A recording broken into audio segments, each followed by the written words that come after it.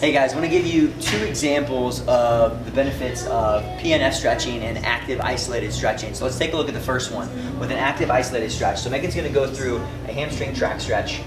So not only is she going to be dropping up and down and getting some flexibility and working on those hamstrings, but what Megan is actually doing, active isolated stretching, she's actually flexing that quad at the top of the stretch, which is going to help us to shut off the hamstring on the opposite side. So we got a natural process called reciprocal inhibition.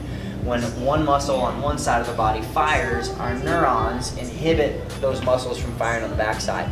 So rather than just going through the stretch, by actually getting active in those opposing muscle groups, we can get a little bit more from the flexibility training. And if we want to get a little bit more from our hamstring stretches, we can also take advantage of PNF stretching, so proprioceptive neuromuscular facilitation.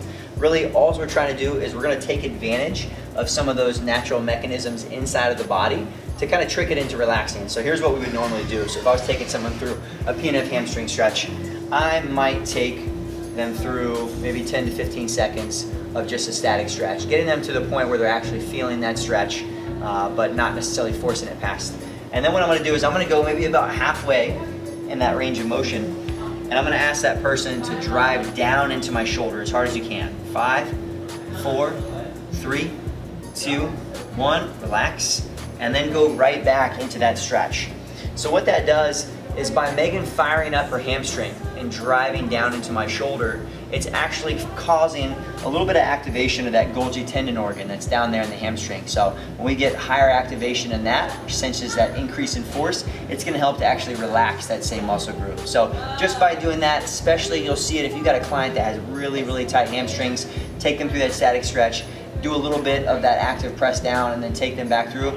You should be able to see an additional 10 degrees range of motion in the hamstring stretch. So PNF and active isolated stretching, both great ways to get a little bit more from our flexibility training. And both are two things that we'll be talking about and getting more experience with in the facilitated stretching workshop that's coming up later this year.